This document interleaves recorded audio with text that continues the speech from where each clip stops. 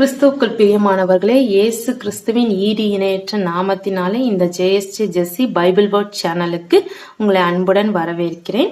இன்னைக்கு கூட நம்ம என்ன வசனங்களை தியானிக்க போறோம்னு பார்த்தீங்கன்னா, 9ஆம் சங்கீதத்தை நம்ம தியானித்து கொண்டிருக்கிறோம். இதுல 10 வசனங்களை நம்ம தியானித்து முடிச்சிட்டோம். இன்னைக்கு 11ஆவது வசனத்தை நம்ம தியானிக்க போறோம். சீயோனில் வாசமாயிருக்கிற கர்த்தரை கீர்த்தனம் பண்ணி அவர் செய்கைகளை ஜனங்களுக்குள்ளே அறிவியுங்கள். சியோனில் வாசமாயிருக்கிற கர்த்தரை எப்பொழுது என்ன பண்ணணும்? நம்ம கீர்த்தனம் பண்ணணும். ஆண்டவரை எப்பயுமே மகிமைப்படுத்திக்கிட்டே இருக்கணும், கீர்த்தனம் பண்ணிக்கிட்டே இருக்கணும். அவருடைய வல்லமைகளை, அவருடைய மகத்துவங்கள் எல்லாம் நம்ம சொல்லி என்ன பண்ணோம்? கீர்த்தனம் பண்ண. அவர் எவ்வளவு நல்லவர், அவர் எவ்வளவு வல்லவர் அப்படி சொல்லி நம்ம கீர்த்தனம் பண்ணோம். கீர்த்தனம் பண்ணது மட்டும் இல்லாம அவருடைய செய்கைகள், நம்மளுக்கு அவர் செய்யற செய்கைகள் எல்லாத்தையும் என்ன பண்ணோம்? ஜனங்களுக்குள்ளே அறிவிக்கணும். எனக்கு ஆண்டவர் இவ்வளவு அற்புதம் செஞ்சாரு, நான் இவ்வளவு பாவத்துல இருந்தேன், ஆண்டவர் எனக்கு இவ்வளவு அற்புதம் செஞ்சாரு, இவ்வளவு நன்மைகளை செஞ்சாரு, இவ்வளவு எனக்கு கிருபை பாராட்டினாரு அப்படின்னு சொல்லிட்டு ஆண்டவருக்கு என்ன சொல்லணும்? மத்தவங்களுக்கு என்ன சொல்லணும்? அந்த அவர் செய்கைகளை, அவர் செய்த நம்மளுக்கு அற்புதங்களை, செய்கைகள் எல்லாத்தையும் ஜனங்களுக்குள்ள அறிவிக்கணும். இப்ப பாத்தீங்கன்னா, ஆண்டவர் இந்த வேதத்துல நம்ம எத்தனையோ அற்புதங்கள் செய்திருக்கிறார், நம்மளும் படிச்சிருக்கோம். அந்த வார்த்தைகள்லாம் நம்ம அவருடைய செய்கைகள், அந்த செய்கைகள் எல்லாவற்றையும் நம்ம மற்ற ஜனங்களுக்கு அறிவிக்கணும். அடுத்த வசனத்துல பாத்தீங்கன்னா, இரத்த பழிகளை குறித்து அவர் விசாரணை செய்யும் போது அவைகளை நினைக்கிறார், சிறுமைப்பட்டவர்களுடைய கூப்பிடுதலை மறவார். இரத்த பழி, அதாவது ஒரு சிலருக்கு கொலை பண்ணிடுறாங்க, தேவையில்லாத ரத்த பழி. இது மாதிரி இப்போ நம்மளுக்கு கொஞ்சம் நம்மள சண்டை போட்டுட்டாங்க, இது செஞ்சுட்டாங்கன்னா விரோதமா எழும்பி அவங்கள கொலை பண்ணிடுறாங்க. இது மாதிரி ரத்த பழிகள், அவங்க இந்த கொலை பண்ணவங்களுடைய ரத்த பழி யாருக்கு வரும்னா கொலைகாரர்களுக்கு தான் வரும். அந்த மனிதர்களுக்கு வரும்போது இரத்த பழிகளை குறித்து அவர் ஒரு நாள் விசாரணை செய்வார். ஆண்டவர் ஏன் இது மாதிரி நீங்க கொன்னீங்க அப்படி சொல்லிட்டு. ஆபேல காயின் கொல்லும் போதும் இதே மாதிரிதான் ஆண்டவர் கேட்டார். உன் சகோதரனுடைய ரத்தத்தோட சத்தம் என்ன நோக்கி கூப்பிடுது அப்படின்னு சொல்றாரு. அப்போ ஒரு மனுஷனுடைய ரத்தம் சிந்தும் போது அந்த ரத்தம் ஆண்டவர்கிட்ட பேசும்.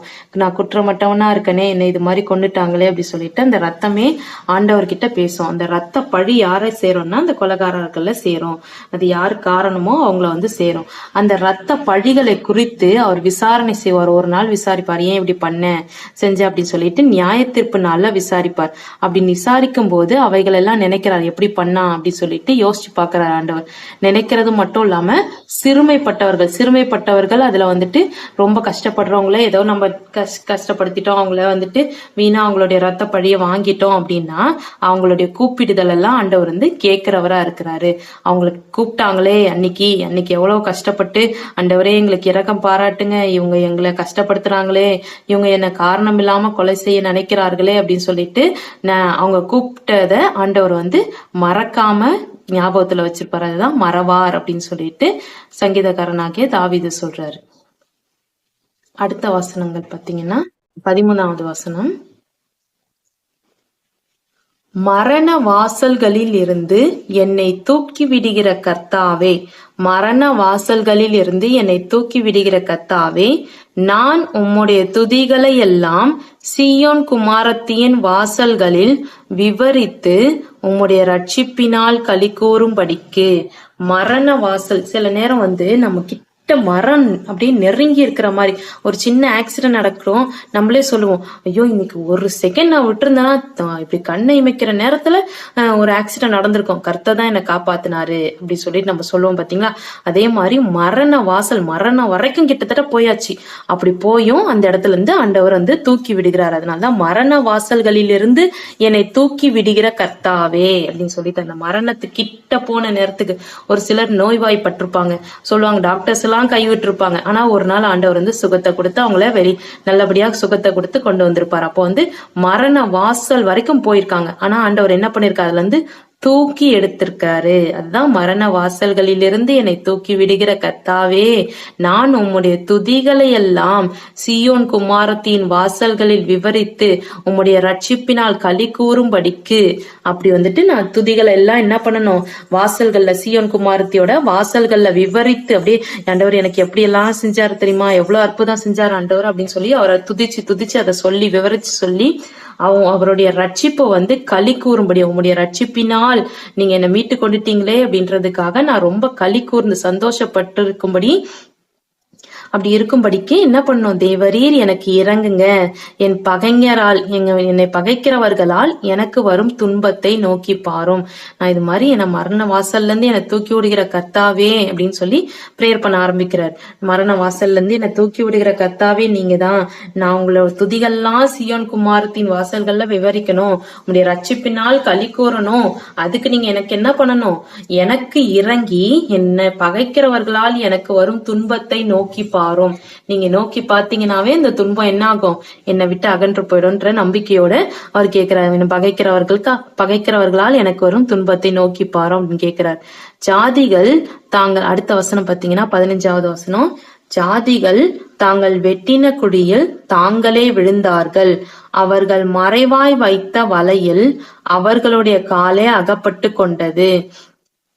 பகைஞர்கள் என்ன பண்றாங்கன்னா அவங்களே ஒரு குழியை வெட்டி வச்சிருக்காங்க, அதுல தாங்களே விழுந்துடுறாங்க. அதாவது எப்படின்னா, நம்மளுக்கு விரோதமா ஒரு இடத்துல போய் கோல் சொல்லலாம்னு நினைப்பாங்க. ஆனா ஒரு சில நேரத்துக்கு அது அவங்களுக்கே, நீயே எப்படி பண்ண அப்படி சொல்லிட்டு அவங்களுக்கே அது கேள்வியா முடிஞ்சிரும், அது அவங்களுக்கே ஆபத்தா முடிஞ்சிரும். நம்மளுக்கு ஆபத்து செய்யணும்னு நினைக்கிறவங்களுக்கு தானா அது ஆபத்து அவர்களுக்கே முடிஞ்சிரும். அததான் வந்து தாங்கள் வெட்டின குழியில் தாங்களே விழுந்தார்கள். எல்லாருமே அவங்க வெட்டின குழியில அவங்கதான் விழுந்துடுறாங்க. அவர்கள் மறைவாய் வைத்த வலை, அவங்க மறைவா வச்சு இவங்களை எப்படியாவது நம்ம அகப்படுத்திடணும், இந்த வார்த்தையை சொல்லி நம்ம அவங்கள அகப்படுத்திடணும், இல்ல இந்த செய்கைகளால நம்ம அவங்கள அகப்படுத்திடணும்னு சொல்லிட்டு கர்த்தருடைய பிள்ளைகளுக்கு விரோதமா அநேகர் வந்து நம்மளுக்கு விரோதமா வரலாம். அவங்களுக்கு வரவங்களுக்கு மறைவாய் வைத்த வலைகளுக்கு அவர்களுடைய கால் தான் அகப்படுமே தவிர நம்மளுடைய கால் ஒரு நாளும் அகப்படாது. கர்த்தருடைய பிள்ளைகளை கர்த்தர் என்னாலும் காப்பாற்றுகிற தேவனாயிருக்கிறார். அது மட்டும் இல்லாம ஆண்டவர் ஒரு நாளும் நம்மளுக்கு தீங்கு நடக்கூடாம பாதுகாத்து கொண்டிருக்கிறார். இதுக்காகவே நம்ம கர்த்தர் இடத்துல நம்ம எப்பயுமே நன்றி சொல்லிக்கிட்டே இருக்கணும். அதான் சங்கீதக்காரனாகிய தாவீது ஆண்டவரை துதித்து பாடி ஜெபிக்கும் போது சொல்றாரு, அவங்க என்ன எவ்வளவோ குழி வெட்டுறாங்க, எனக்கு விரோதமா குழி வெட்டுறாங்க, ஆனா அவங்கதான் விழுறாங்க. எனக்கு மறைவா, எனக்கு தெரியாமலே என்ன பண்றாங்க, ஒரு வலையை விரிச்சு வச்சிருக்காங்க, இவன் கால் அகப்பட்டுரும் விழுந்துரும் அப்படின்னு நினைக்கிறாங்க. ஆனா அவங்களுடைய காலே அதுல அகப்பட்டுருது. இதெல்லாம் யார் செய்யறா, தானா நடக்கிறதுல ஆண்டவருடைய இயேசு கிறிஸ்து நமக்காக பகைஞரோடு யுத்தம் பண்ணி அவர்களுடைய காலே அவர்களுக்கு அகப்படும்படியாக செய்கிறார். நம்மளும் என்ன பண்ணணும்னா, நம்ம வாழ்க்கையில கஷ்ட நஷ்டங்கள் வரும்போது, இல்ல மனுஷர்களால நம்மளுக்கு துன்பங்கள் வரும்போது நம்ம என்ன பண்ணணும்னு பாத்தீங்கன்னா, நம்ம டைரக்டா போராடாம அவர்களோடு யுத்தம் பண்ணாம கர்த்தர் இடத்துல ஜெபித்து நம்ம ஒப்பு கொடுக்கும் போது கர்த்தர் நமக்காக யுத்தம் பண்ணுகிறவரா இருக்கிறார். அவருடைய செய்கைகள் ரொம்ப வித்தியாசமானவைகள், நம்மளால செய்ய முடியாது. அவருடைய நியாய தீர்ப்பு வித்தியாசமா இருக்கும், அவருடைய செய்கைகள், அவர் கொடுக்கிற பதிலடிகள் எல்லாமே வித்தியாசமா இருக்கும். நம்ம கர்த்தர் இடத்துல ஒப்பு கொடுக்கணும். ஆண்டவரே, நியாய தீர்ப்பு கர்த்தருடையது, அதனால நீங்க அதை பார்த்து கொள்ளுங்க அப்படின்னு சொல்லிட்டு நம்ம ஒப்பு கொடுத்து ஜெபிக்கிறது மட்டும்தான் நம்மளுடைய வேலையை தவிர, எனக்கு இது மாதிரி பகைஞரால கஷ்டமா இருக்கு ஆண்டவரே, என் துன்பத்தை நோக்கி பாருங்க அப்படின்னு சொல்லிட்டு சங்கீதக்காரனாகிய தாவீது சொல்ற. அதே போல நம்மளுடைய கஷ்டத்தையும் என்ன நோக்கி பாருங்க ஆண்டவரே, என் கதறல கேளுங்க ஆண்டவரே, எனக்கு விரோதமா கஷ்டப்படுத்துறாங்க ஆண்டவரே, நீங்க தான் ஆண்டவரே அவங்கள சந்திக்கணும் அப்படின்றத சொன்னீங்கன்னாவே ஆண்டவர் நம்மளுக்கு பதில் கொடுக்கிறவரா இருக்கிறாரு. கர்த்தர் இந்த செய்தி ஆசீர்வதிப்பாராக. இதை கேட்டுக்கொண்டிருக்கிற உங்களையும் உங்கள் குடும்பங்களையும் ஆசீர்வதிப்பாராக. God bless you. God bless you.